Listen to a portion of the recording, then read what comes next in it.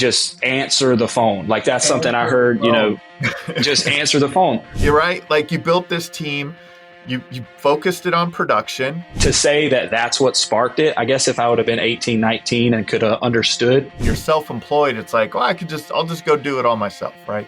Oh, you're essentially you just have a job. You're listening to the Roofing Success Podcast, a show created to inspire roofing contractors to achieve optimal success in their roofing businesses. I'm the host, Jim Aline, the co-author of the books Internet Marketing for Roofing Contractors and The Best Known Roofer. I'm also the co-founder of Roofer Marketers, the leading digital marketing agency for the roofing industry. On each episode, I sit down with industry leaders to talk about their processes, the lessons they've learned, and how to find success in roofing. Hey, welcome to another episode of the Roofing Success Podcast. Thanks for following, sharing, commenting, all that stuff. I kind of get repetitive saying this all the time, but we appreciate it. If you haven't left a review, leave us a review on iTunes. Leave a comment on YouTube. Do all those things. It helps the algorithm for us. Today we got Derek King with True Force Roofing. How you doing today, Derek? Doing outstanding. How are you? Awesome, man. So, Derek, what led you to the roofing business? Well, family first and foremost. So, not my parents, but my uncles. Multiple uncles are in the trade. So, growing up, I always said I'm not going to do that. I would help with a project that got really hot, and I said, man, I make good grades. There's got to be a better way to make income. But here I am. I would say 10 years after thinking that thought, did some time in the Air Force and found myself at True Force Roofing. So my family's been in the trade. So that's what led me here. So early on, were you out on the job sites with would you say your uncles and, or was it like, hey, we got a summer job for you? How did that start out? Yeah. So, essentially, I feel like a lot of 16, you get a set of wheels and you need gas in the tank. And that's really where it started. I didn't have a lot of interest. I wish I would have paid more attention now to what I was, asked better questions. But essentially they were, it was daily rate. Like I would say, hey, is there any way I can make some money? And they would say, yeah, you can, I got a job here, a repair, something I could handle. And, it just kind of snowballed. It made more sense to go do, a weekend. If you had school during the week, it made more sense to go do a weekend project and make more money than my friends who were going to Dairy Queen or working a fast food job after school. I could make triple just sweating it out on a Saturday. So that's essentially what it was at that time, was just wherever I could fit in and where they needed me. And I'm grateful to them for giving me that opportunity. Yeah, that's it, man. It's having a skilled trade at, in your teens, right? Learning a skilled trade in your teens, boy, that's a different income bracket than most of your friends, right? I have a couple of friends that did that too. And it was like, man, you guys are making, back then it might have been $20 an hour or something like that. No, we're grinding it out for 5 or 7 or, and it is like, wow. So you learned on repair work. Yeah, pretty much. That was really all I could handle. So, I really didn't have at that age and that with the resources. I had a toolbox in my truck, but essentially outside of a screw gun and a hammer, I didn't have an, enclosed trailer with everything. I had a pancake air compressor. So really just repairs. And at that time, sheet of plywood, stick it in the back of the truck, go knock out a 1 square repair. I could make $200 and I felt like, hey, that's good. It's something I could handle.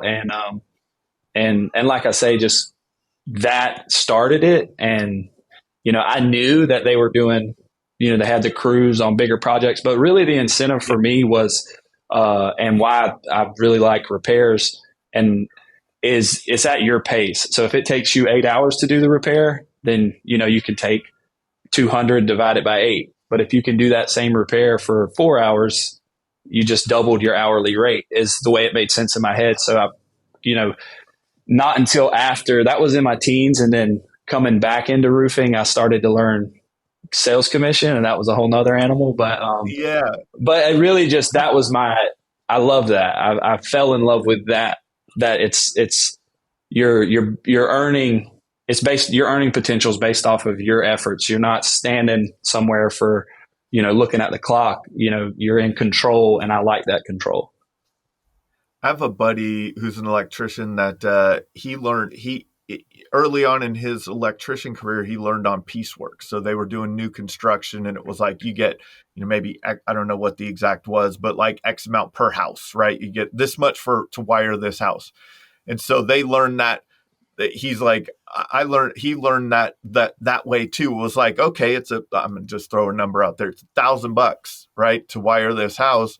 Well, if I get fast enough, I could do 2 houses a day. If I get real fast, I might be able to do 3, right?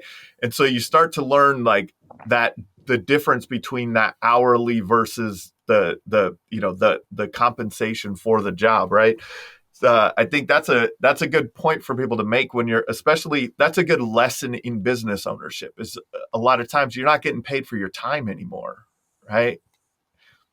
Yeah, and none of us really are. I mean, if you really think about it, we're even, no matter where you're receiving your paycheck from, somewhere there's a CFO or a CPA, and if the business is running properly, you're trading your hours for your skills, and that's right. Somebody's sitting somewhere talking about your daily task. I mean, and if it's not you talking about it, just know that somebody should be somewhere saying, hey, she's pulling this many permits per day.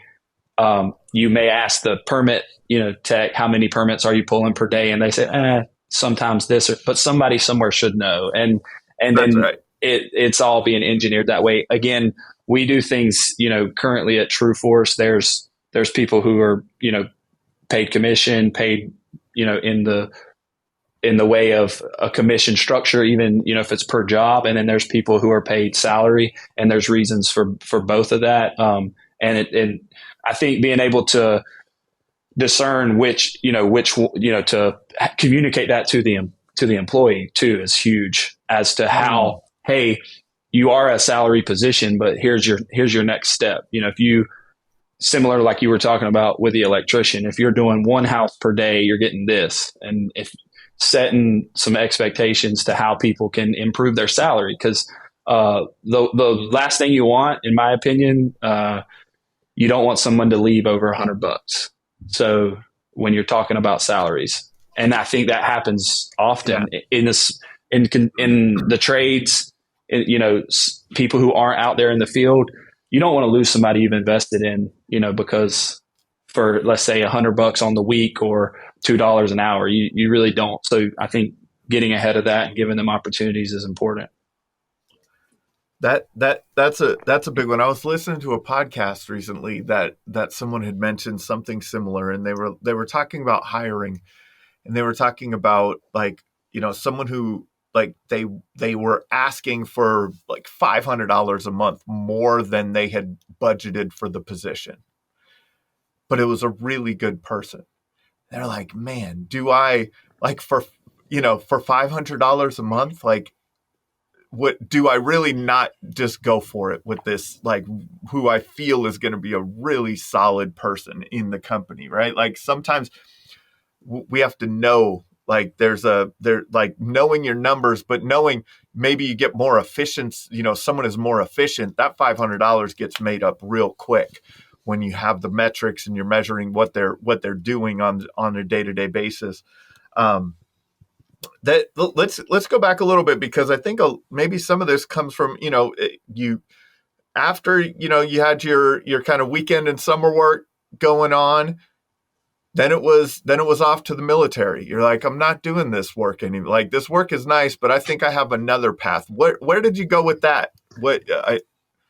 So I had actually, I had always thought of I played sports. So when the national anthem gets played, you kind of everybody should be looking at the flag, but if you're on the field, you kind of, people get recognized, or you have, if you have the colors walked out.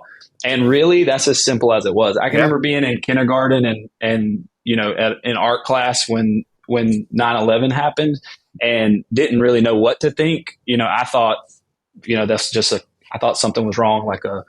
I did not know that it was a terrorist attack. I couldn't make that make sense. But I knew, but then studying it in school, I was like, oh, that's what happened. Someone came to our country. And and then truly to say that that's what sparked it, I guess if I would have been 18, 19 and could have understood, I could say that. But it really was just in sporting events, seeing the respect that the community gave to a bunch of people who I saw as just, oh, that's Mr., that's so-and-so's dad, or they're just normal people, but they weren't. They were heroes, and they were treated as such. And so I said, and then getting to see the opportunities that the military could provide, I said, I don't quite know what I want to do. At the time, I was like, around here, I don't want to be in the logging woods, and I don't want to be on the roof. So the Air Force will do something different. And at the end of the day, I knew I hoped I could achieve that respect of being a veteran truly. My dad had said that. My dad didn't serve, and that's the one thing he said. He said, I played a lot of baseball. I done all the things that worked here, worked there. And he said his one regret, fast forward in his late 40s, he said, my one regret is I didn't serve our country, and I wish I had.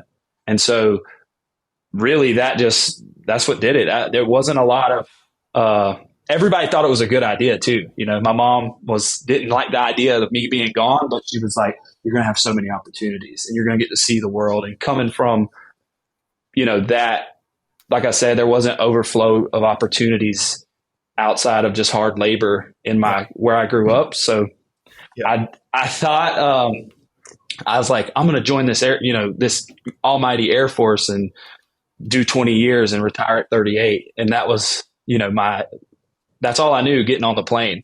And then I enjoyed every minute of it. The Air Force was a great time. I learned a lot. I learned a lot about leadership. And yeah, that's pretty much, I decided to separate when my family started. Got it. So that was the decision, because that's what I was going to ask you. Like, well, if you had that initial idea of, hey, I'll do my 20, get to retirement, so you started a family and decided, well, maybe the military life isn't the best for the family life. Is that what? Right. Well, like I said, I didn't know a lot about the military. I had some mentors, but when you get into the military, then you similar to, the perspective of what potentially our homeowners think of a roofing company. And then if you come walk inside our office, you see the operation. And it's similar when we, as an 18-year-old, you think of this Air Force, of the commercials you see, and, you see everybody shake and thank a veteran, but you have no idea what it's actually like. And so once I got in there, and then my mentors changed from my hometown mentors saying, hey, go get a good foundation in the military. If you decide it's not for you, you can come back out, but you'll have a firm foundation. I had my mentors in the military, and again, listening to them say, similar to my dad, their regrets. You're talking to guys. I think it was Matthew McConaughey that you're always chasing, 5 years older version of yourself. And so I'm not going to ask someone my age a lot about, I may ask them their opinion, but I'm looking at 40-year-olds, 50-year-olds, 60-year-olds, people who have some experience, and I'm not asking them about their victories. I'm asking about their like, if you had anything you could do or not do, what would it be? I'm not looking for the hack. I'm looking for the regret. And consistent upon all of my mentorship in the Air Force was, they said, hey, I'm 2 years, this is leadership. They're like, I'm 2 years from retirement, and it's not, I gave away a lot. I gave away those drop offs to my kids. I gave away, and there's so much respect given to them, but that's the truth. That's what that's what these people are saying.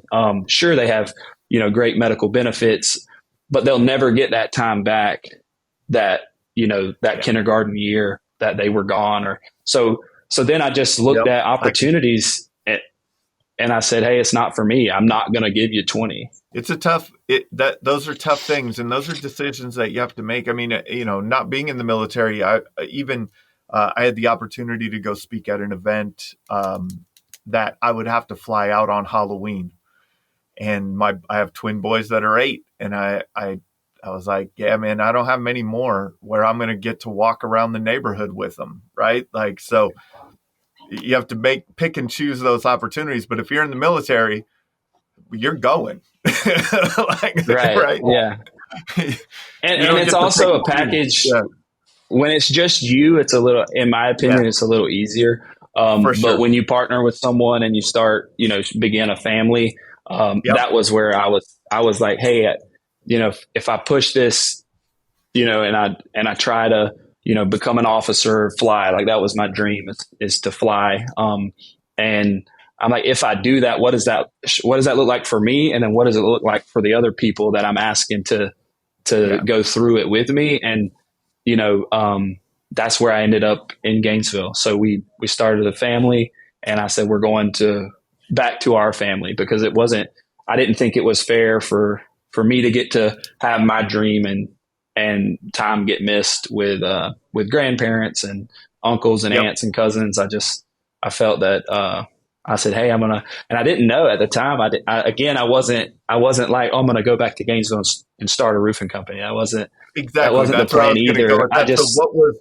What was that initial, like, okay, military career's over. We're going to focus on the family, go to Gainesville. What did you do out of the military? What was your first kind of, what was your first thought? Like, I'm going to go and do this now. Yeah, so I had some downtime between we were expecting and separation from the military. So I had some leave saved up. So I came on to Florida, and in that downtime, I got my real estate license, because at the time the real estate market was firing. Everybody was talking real estate. So I said, hey, I'm going to go get my real estate license. So I did that, quickly found out that every realtor that I was trying to be coached and mentored by was constantly looking for roofers. And so I said, wow, this market's saturated with a lot of good realtors, but not a lot of good roofers. And the big thing was repairs. So that's not to discredit any roofer in the market, but if you needed the whole roof replaced, there were plenty of options. But if you needed repairs, it seemed like everybody was 12 weeks out. And these deals are holding up a real estate closing. So I said, hey, there's an opportunity here. And so I started looking. I got a job, full-time position at the airport, working for a private jet charter. And that was to secure, a consistent income for my new family. And then I just I literally looked on Google and looked at the best roofing company that I could find. And I think I applied to 5 companies in the market, to just, think I was coming on to do repairs. Cause I was like, everybody needs a repair technician, obviously, because nobody can get to repairs with, everybody's booked out. So that was the idea. And then, so I jumped on board with one company, and they pretty much saw me and was like, oh, you're a sales rep. So they were, their focus was, hey, we need to add another sales rep. You can do that. So started selling instead of doing the repairs like you thought. Started selling. Where did it go from there? Yeah, so I had a really, really good mentor when I jumped on board. And I say mentor, not in roofing, in mindset. So when I came on board, it was one of the first times I learned a lot in the military about mindset. But one of the things, Andrew Carter is his name. He he was really, he didn't get into the nitty gritty of, he did have a sales process that he, taught me, that he said, hey, you should follow these steps. But the biggest thing was balance and then control what's in your control. So that was huge for me. Those were the things that I say he taught me, because I had never really, a lot of what I heard from my environment up to that point was everything's somebody's fault.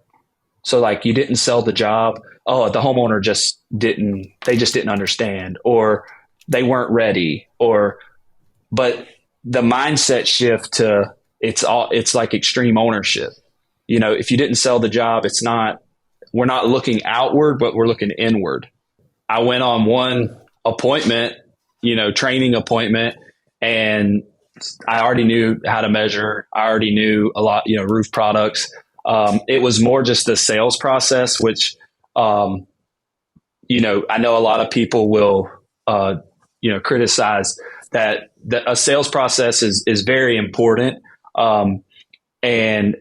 But to say, you're going to be able, every homeowner is going to allow you to follow each step. You almost, that gets, for a sales rep, like I said, it works. But really it's about customer connection, in my opinion. And, I actually, we didn't sell that job that day. I actually followed up the next week and, went back and sold the job financed, just because in the process, we couldn't go on to here until we were done with this one. And, ultimately, once the homeowner was just trying to let us know, like, hey, if we're going to do any business, I need to be financed. And so she didn't even want to, hear about shingle colors, things like that, until she could ensure she could fund it. Yeah. But my point in that is my mentor there taught me, pretty scary if you've only ever been paid, on every 2 weeks by the military or a salary. And then you're thinking you're going to, work and do repairs, which somebody's already earned, they're just waiting to be done, to that you're 100% commission and you just got to, generate. But I came out the gate, and I think fear was part of why I did so well at the beginning. Is I was like, a lot of criticism from people saying, why did you quit a great job at the airport that, there's not a lot of competition because you have to be, certified with that license, and then going into sales. But really, I just fell in love with it. And mostly it was those moments with the customer where, you're able to solve a serious problem, and it's ever changing. So every roof you get on is different. Every customer you meet is different. And for a lot of people, for a lot of personalities, it doesn't, that's why you have sales reps and repair techs and, permit techs. But for me, I loved it.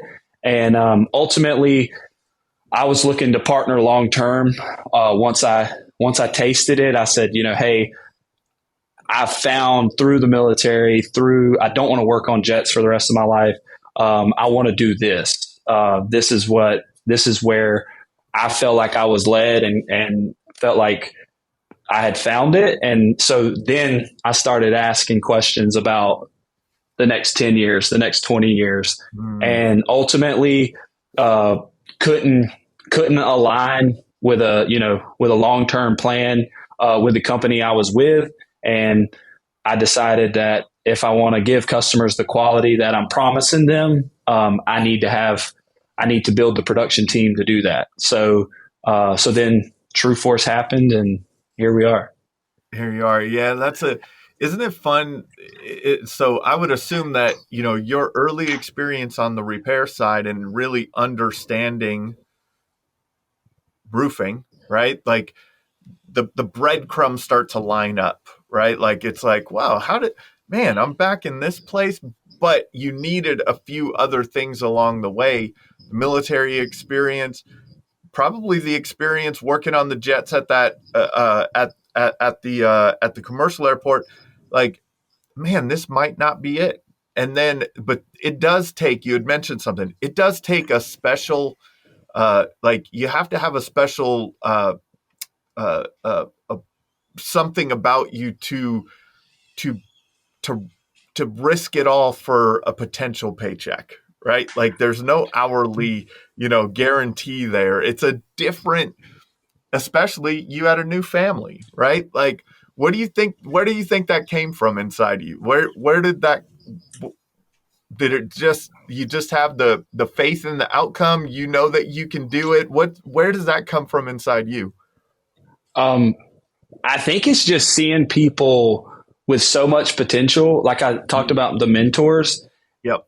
and it's things that I didn't ask them, but I thought in my head, I was like, why did you let that opportunity pass up? Or why didn't you try this?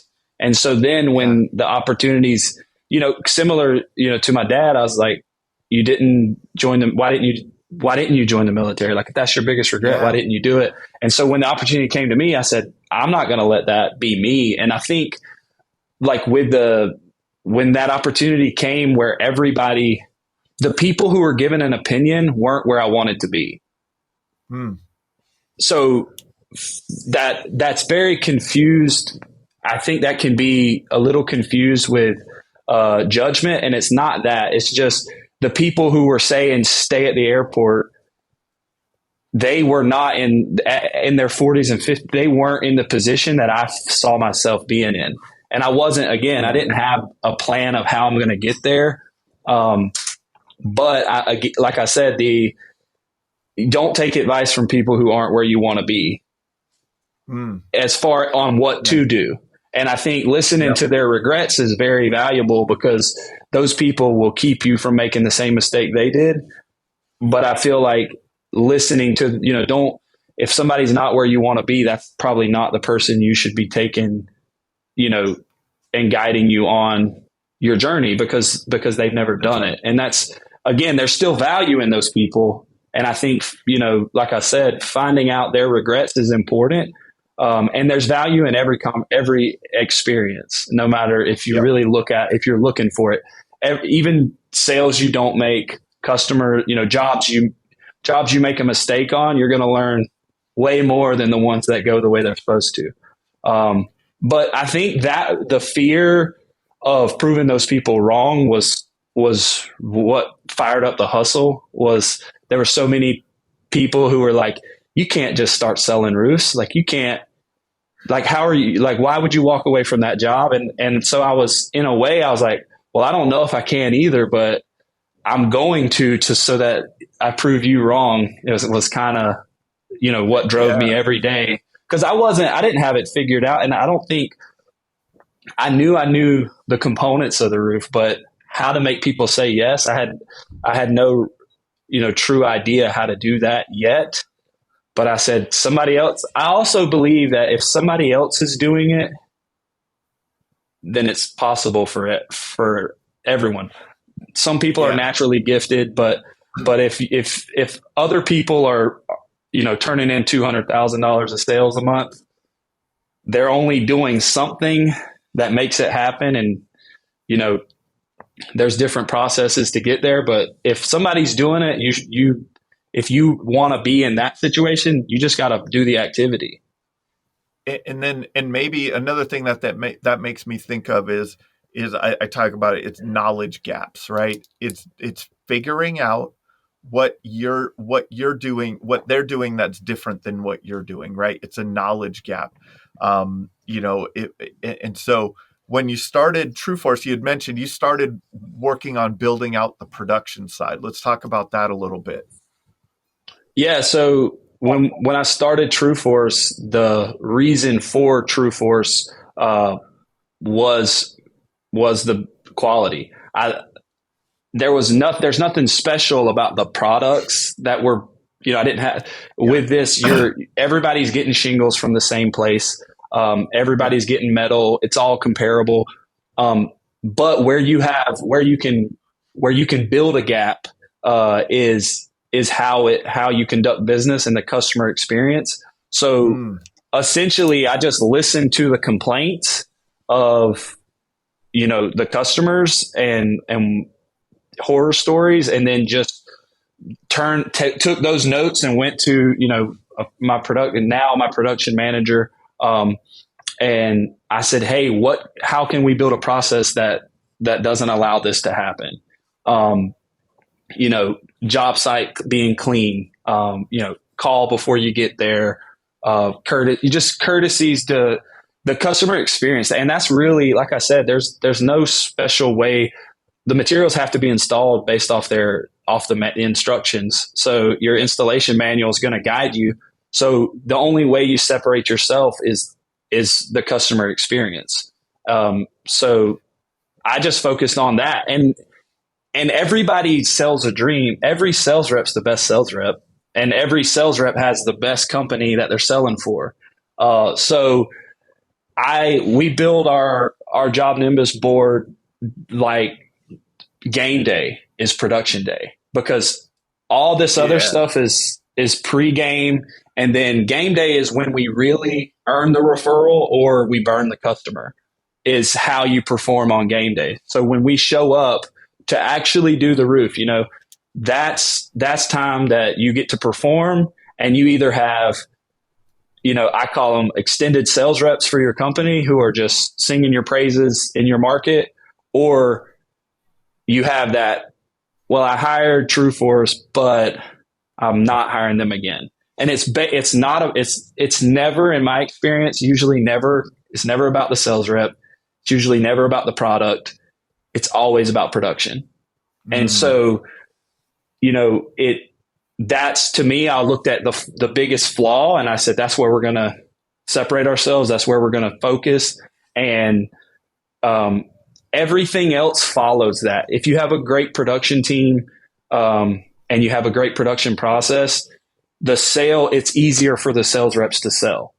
It's easier for accounting to do their part. It's easier for the office, to do their part. Everybody else can, have a better process if that production process is dialed in. Yeah. And that's really, the reason a homeowner hires you is to solve that problem, right? It's either to repair or replace their roof.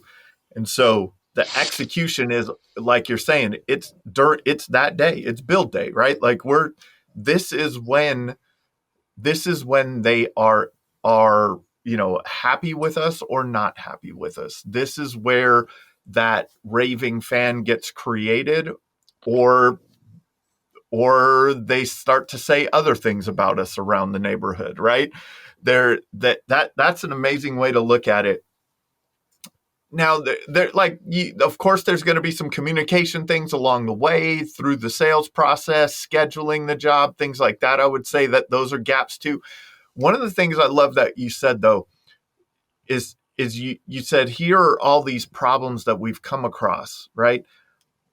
I do a presentation on the customer journey in roofing, and I talk about this one, and you can go to all the companies in your area and just go to all their 1-star reviews and read them, and you'll get a lot of that same, right before you have the problem. You can read about what they're having problems with for other companies and just start making those adjustments in-house, right? Like say, oh man, I saw 10 bad reviews about communication, right? Like, this is how we're going to design our communication in our company. There are things that you could do along the way. It doesn't have to be your problem, is what I want to say to the audience, right? Like, you can try to learn from other people's mistakes at the same time.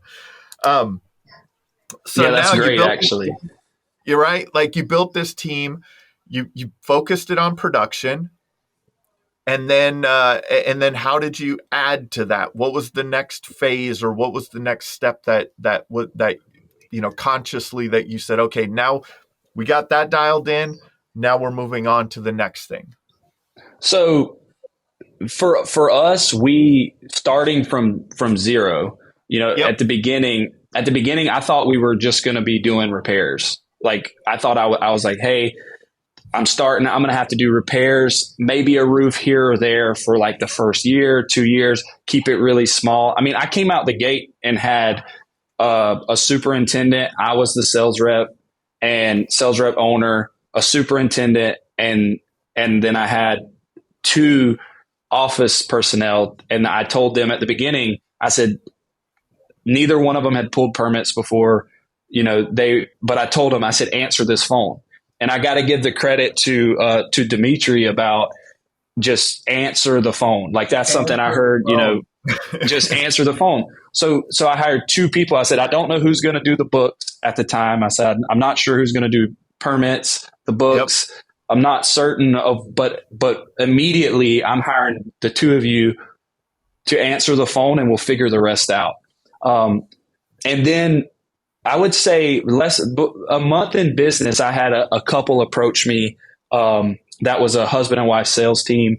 And they said, hey, Derek, we're not really happy with where we're at.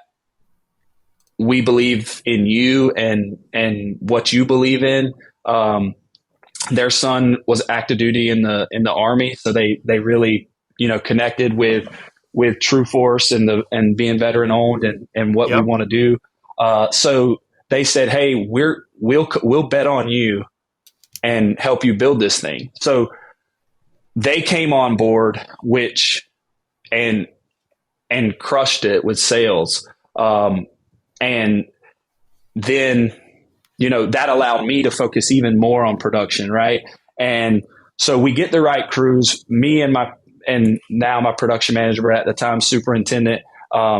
We just were on the roofs with the crews, making sure that our production, if you're only going to get one roof a week, it better be every roof could be the Super Bowl. Right. So we just hyper focused. Christina and Kelsey at the time, they're answering the call. Not a lot of calls are coming in, right? Like we didn't even have a Google review yet. So they're out there taking video, getting that out on Facebook, doing marketing. In that way, like I said, if you only have one project, you can make it the Super Bowl. You can have everybody out there. Like we didn't have an office yet. So everybody was, every project, like I said, it was the Super Bowl. We treated it as that. And then we just started getting opportunities. So then, like I said, after a month in business, I added the husband and wife sales team. And then I actually have this printed out. I'll give you the first 6 months or so. I'll skip month one, then I'll go to month 3 and then month 6. So the first month in business was $50,000 in repairs. That was in April. And then I'll go to July. It was 274 was our monthly sales. And then we fast forward to September and it was 356 in sales. So in saying that to the people, to other roofers that are checking in, especially and talking to people on the fence about starting their own or getting started on their own, it went 50, 150, 188, 274. And then, like I said, a few months after that, we're at 356. And, I just giving that, you have to build a team, I guess is my whole point in saying that. You have to, if you think you're going to do it alone, like I said, I'm sitting there, me and my other production person at the time we're cutting fascia metal just how the homeowner wants it. You're wrapping it around. You got to have somebody answer that phone. In that moment, you can't, but you need to do that. You need somebody videoing it so that people can say, whoa, we want ours like that, so they can see it. So you need to mark it, but you need to have that person answering the phone. And so I give those numbers to show that I just thought if we set a sales goal and we knew we could do quality and we just believed that there's no way it doesn't grow, that we can't get more opportunities. And so that was you asked what I focused on next. Yeah. Was the sales process. With adding that sales rep, they got us a little breathing room in my head, as the owner. You're talking about the first 6 months in business, right? Like when we're able to get to 356 in September, that's when we got our office.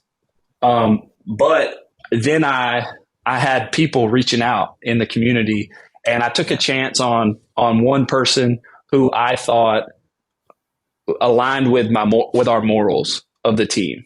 So I've never hired anybody that I don't feel like lines up with our morals of the team. Skills can be taught, but integrity, I don't think can. So you can teach someone how to sell, how to manage a job. You can show someone how to pull a permit, but you can't teach anyone how to tell the truth, I don't think.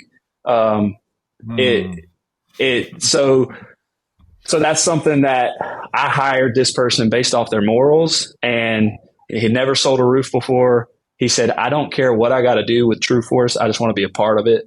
And that went a long way with me. So I focused there and I trained him. And so at this point, getting into September, now I have 2 sales reps. I'm selling and the owner. But with adding that other sales rep there, now we had enough jobs. We're doing like 5 projects a week. So now I shifted to superintendent owner, from sales rep owner to superintendent owner. Okay. And that was huge because I knew with Justin that I could show him the sales process, how to measure, how to build a quote and sumo quote, and get him on roofs. And he has a very vibrant personality. Everybody that meets him loves him. And I said, hey, I'll focus on game day. You just go get us more games to play, was kind of my thought. And so that's what we did. And then we had a plan. In January, we hired another superintendent so that I could then, kind of get focused into being the owner. Because that, again, another tip from Roofing Insights, and that was that too many people, I think their ego, or maybe it's just the reactiveness to the industry, is they just go where they need, like an owner. They're not the owner. Yeah. They're either superintendent, sales rep. On any given day, they could be any of it, right? But instead of that, my plan was, why I named the company what I did. I didn't want it to be about me. I wanted to build a team of people, and I knew that I have to go first and blaze the trail, and then build the process, teach the process, and hire the right people to implement it. So we started bringing on production. That's that business ownership mindset, right? Like if having a business owner mindset versus what I refer to as a self-employed mindset, right? When you're self-employed, it's like, I'll just go do it all myself, right? You're essentially you just have a job, but you pay taxes as a company, right? Like it's, but if you think of the next thing, okay, so I'm going to go out and sell. Oh, okay, now, but I'm going to build the production process. Okay, now I'm going to go out and sell. Okay, now I have salespeople, so now I'm going to go back to production and refine that. Now I'm going to work my way out of that, and so you're working your way out of the seats, right? Like there's the entrepreneurial operating system, EOS, through a book called Traction, is a good read. They start off with doing they call it an accountability chart, I think. And it's you draw out all of the seats, all of the roles that you need in your company in the future, right? Or to operate it. Then you write you write people's names in those seats, right? Then, your name in the beginning is going to be in a lot of those. so then your job is, and this is kind of where I hear what you did, is you just started going, okay, now I'm going to move myself out of that one. So I got to hire and train for that one. Okay, I want to hire and train for this one over here, but I need to figure it out first, or I need to build processes for the person that I hire to run with. So then you do that, and you keep moving out of, and I think that's where, like what you had talked about in your momentum of going from 50K to 2 something to 3 something, and like in a very short amount of time and monthly, right? Like it's that the momentum gets built as you move away. Is that how you No, found it to happen for you? yeah, it's interesting because every everyone, first of all, everyone has an ego, right? That's something that I believe. Um, I think that there is such thing as a healthy ego, and in that, I think you really, part of why I wanted to go into the military was for that, to say, hey, there are a group of men and women that are doing this, and it's a good thing, and I want to do that. And I think truly at True Force, I just listen to, similar to how I said, the negatives from the homeowners, Yep. and that's how I do the business. But when you go and you build a process, you go fill a role in your company, and then you are doing so in a way that you're planning for the next person. You basically build a framework. Everybody that I hire always does it better than I do. So Justin sells better than I do. Yep. Dave sells better than I do. My production people, they're better at it than I am, because they hyper focus on it, and that's just, one of the first thing I ask people in an interview is, what do you want to do? Yeah. And what do you want to do 5 years from now?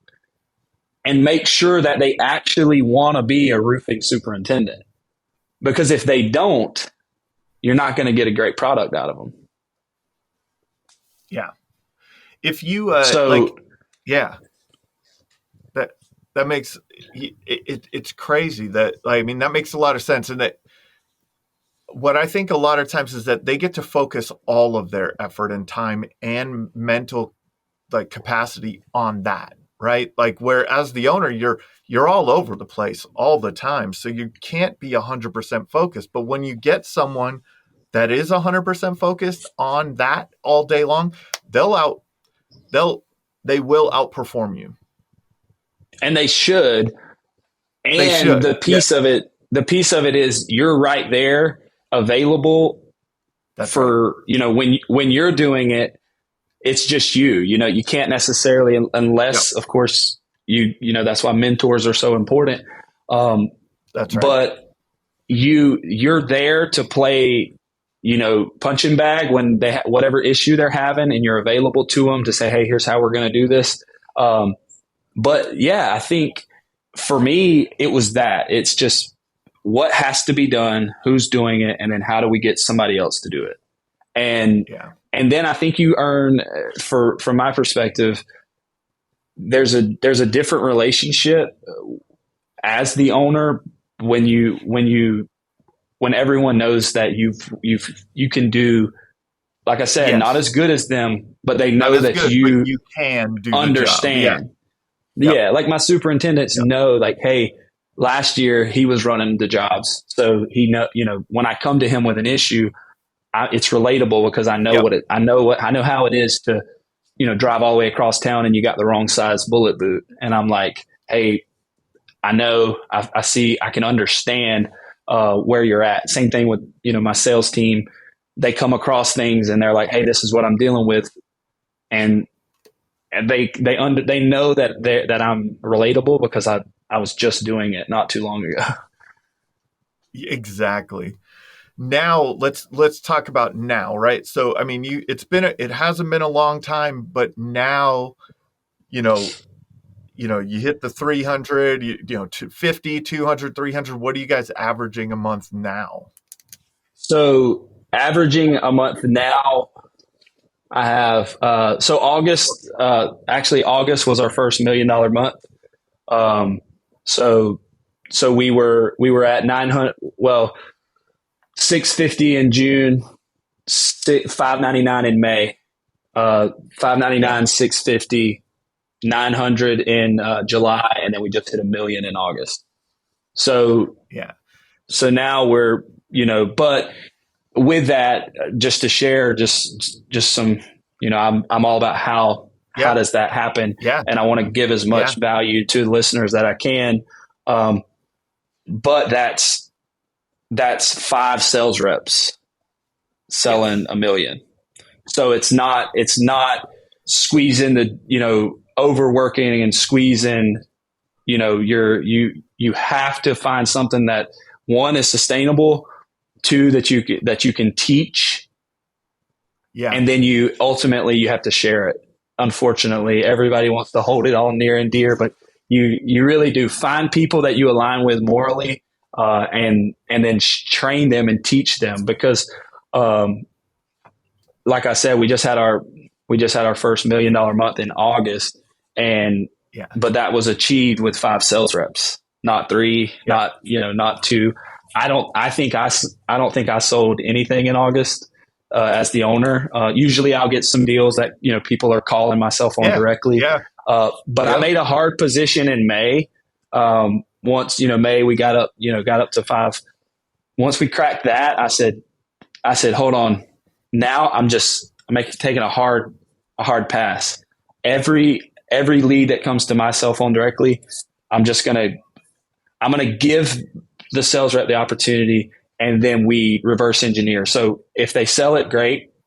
If they don't sell it, even if it was, that's a hard thing to do. I'll be honest, because these people are usually Yeah. realtor referrals. Um, but I wanted to know where the holes were. So in order to do that, I had to give everything up and just say, hey, every lead that comes through my cell phone, because I was only up until May, I was taking those. I was still running those because I was like, Yep. hey, they're in the bag. They're calling me straight to my cell phone. Uh, they're referrals that are I felt that they were in the bag. People you already had a relationship with, or a previous customer. Um, but in May, I just chose to, hey, I want to find out where the holes are. And again, it rang true. My sales team did a better job than I could, because they could actually give the customer the service they needed. I could run an appointment, but I'm in such a rush because I got to get back to the office and answer this question from Christina, or Right. I got to find out what Becca needs, or we got to make a decision here. So I'm still Derek, I'm still here shaking hands and all that, but I'm not sitting down and listening that extra 30 minutes that may be required.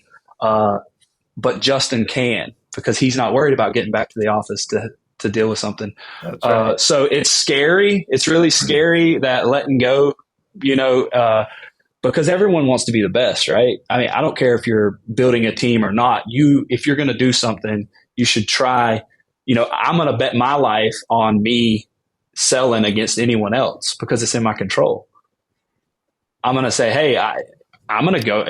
If someone had to bet, hey, you have to sell this customer on this day, one call close, who you're going to send out there, I would want it in my hands, because that's just my nature. I would say, hey, I'll do it. But letting go turns 500 into $1 million, because then you have time available to train the other two sales reps. What do you think the greatest insight is that you could share with the audience, kind of on how you found success with True Force? I think the greatest insight is, you got to care more. You have to truly have a servant mentality in this industry specifically. Like, you got to care more about serving people than you do about money. You got to care more about, and when I say serving people, I'm talking about the customers. And then as a business owner, I'm talking about your employees. But if you get more excited when you sell a job than you do when one of your sales reps sells a job, then then I think I would give advice to a business owner that's not, your mindset's in the wrong place, because then you can't make the shift. You can't let go of it. I think truly you gotta what it's hanging in our office, but it's something that we say all the time is just love people. And for if you're focused, if you genuinely care about people, because you're going to get the best and the worst of customers throughout a process. You have a mistake, this person you were so excited that you earned their business, and then there's one, mistake made by production or the sales rep. You as the owner are probably going to see by the time it gets to you, you're going to have the worst version of that customer. And I think truly having a servant mentality where you're like, you need to be careful about profitability, but you really need to just look at what is the issue and how do I get to a solution. And sometimes that comes at the expense of the bottom line in situations. Sometimes it's better. I know a lot of people may not agree, but sometimes it is better just, taking the high road and saying, you know what, we didn't bend that gutter, but we do have a gutter machine. How about this? Let's do new gutters and we'll split it. How does that sound? Or sometimes you just replace the gutter, because that's your production's your best marketing is my opinion. That's one of the things that I've heard so many times on this, with the interviews that I've had on this podcast. It's like, take care of the customers, right? Like, just take care of it and create that raving fan, create that person, create I like to say the contractors who can turn one into many are the ones that are the most successful, right? So by creating that raving fan, creating those long-term referrals, having that person that's out there that's a walking marketing or walking sales another salesperson for your company, right? That there's nothing better than that. There's nothing that's going to have as much return if you really tracked it as a piece of screen that you, whether you damaged it or not. But if you really looked at what it costed, the $70, say, like I said, if you really, are they aggravating? 100% they're aggravating. But those are the moments I feel like that really separate companies, in my opinion, especially in our market.